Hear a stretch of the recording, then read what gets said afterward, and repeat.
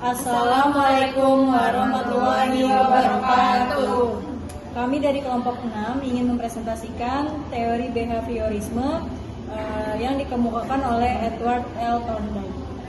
Sebelum ke presentasinya, terlebih dahulu kami akan memperkenalkan anggotanya.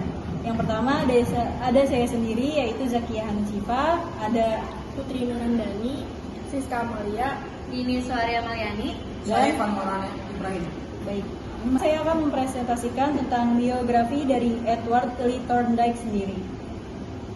Edward Lee Thorndike dilahirkan pada tanggal 31 Agustus 1874 di Williamsburg pada tahun 1895. Thorndike memperoleh gelar sarjana dari Universitas Wesleyan, Connecticut. Setelah itu, ia melanjutkan pendidikan di Universitas Harvard dalam jurusan bahasa Inggris dan Prancis. Thorndike juga belajar dari William James di Universitas Harvard sejak tahun 1895 sampai 1897. Setelahnya, ia melanjutkan pendidikan di Universitas Columbia hingga memperoleh gelar doktor filsafat pada tahun 1898. Thorndike wafat di New York pada tanggal 9 Agustus 1949. Selanjutnya, tentang pengertian teori behaviorisme oleh Dini. Teori behaviorisme menurut Edward L. Thorndike, teori behavioristik adalah teori yang mempelajari perilaku manusia. Belajar merupakan peristiwa terbentuknya asosiasi antara peristiwa yang disebut stimulus dan respon. Dalam penyelidikannya tentang proses belajar, ia melakukan eksperimen dengan sebuah puzzle box. Eksperimen yang dilakukan adalah dengan memasukkan kucing pada sangkar tertutup yang pintunya dapat dibuka secara otomatis apabila knop di dalam sangkar disentuh. Percobaan tersebut menghasilkan trial dan error. Hasilnya adanya aktivitas seperti berbagai respon terhadap situasi serta kemajuan reaksi-reaksi mencapai tujuan. Selanjutnya adalah implementasi teori belajar behaviorisme dalam pandangan Edward Thorndike. Dijelaskan oleh Siska. Implementasi teori belajar behaviorisme dalam pandangan Edward Thorndike adalah teori yang mempelajari perilaku manusia. Perspektif behavioral berfokus pada peran dari belajar dalam menjelaskan tingkah laku manusia dan terjadi melalui rangsangan berdasarkan stimulus yang menimbulkan perilaku reaktif atau respon. Hukum-hukum mekanistik bisa ditentukan. Menurut teori ini, seorang terlibat oleh tingkah laku tertentu karena mereka telah mempelajarinya melalui pengalaman terdahulu, menghubungkan tingkah laku tersebut dengan hadiah. Menurut Thorndike, terdapat beberapa cara dalam implementasi pada pembelajaran, yaitu 1. Pembelajaran dengan cara trial atau error. Menyatakan pandangan bahwa tipe pembelajaran yang paling fundamental adalah pembentukan asosiasi koneksi-koneksi antara pengalaman inderawi persepsi terhadap stimulus atau peristiwa dan impuls-impuls saraf, respon-respon yang memberikan manifestasinya dalam bentuk perilaku.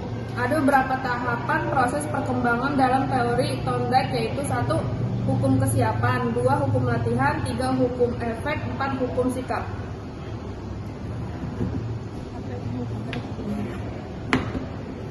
Yang kedua ada implementasi teori behavioristik dalam pembelajaran.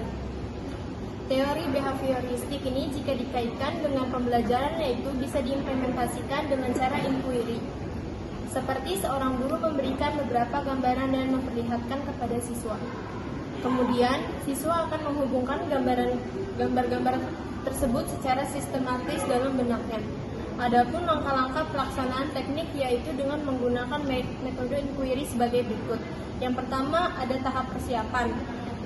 Tahap persiapan itu mempersiapkan ruangan tempat belajar yang nyaman dan variatif sehingga peserta didik tidak merasa.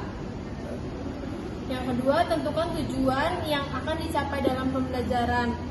Yang ketiga, perhatikan perbedaan individual dan kelompok. Persiapkan alat dan bahan yang akan digunakan yang dapat menunjang motivasi siswa yang melaksanakan proses belajar. Kedua, tahap pelaksanaan. Guru memperlihatkan gambar secara individual atau kelompok. Apabila dilakukan secara kelompok, maka buatlah menjadi beberapa kelompok yang terdiri dari 4 atau 5 orang. Yang ketiga, tahap penilaian. Pada teori behavioristik, hal yang penting dalam belajar adalah membuat input yang berupa stimulasi dan output yang berupa respon. Stimulus adalah apa saja yang diberikan guru kepada siswa, sedangkan respons berupa reaksi atau tanggapan siswa terhadap stimulus yang diberikan oleh guru tersebut. Pada teori behavioristik, hal yang penting dalam belajar adalah membuat input yang berupa stimulus dan output yang berupa respon. Selanjutnya, tentang struktur kepribadian menurut aliran behaviorisme yang akan dibacakan oleh Ivan. Inti utama dari behaviorisme adalah bahwa organisme mempelajari adaptasi perilaku manusia dan pembelajarannya tersebut dikendalikan oleh prinsip-prinsip asosiasi. Aliran ini tidak mengakui adanya kesadaran sebagai objek yang dapat diteliti. Manusia sepenuhnya juga dibentuk oleh rangsangan atau stimulus, sehingga beberapa para tokoh aliran ini melakukan eksperimen pada hewan kemudian digeneralisasikan kepada manusia. Sekian presentasi dari kelompok 6, kurang dan lebihnya mohon dimaklum. Wassalamualaikum warahmatullahi wabarakatuh.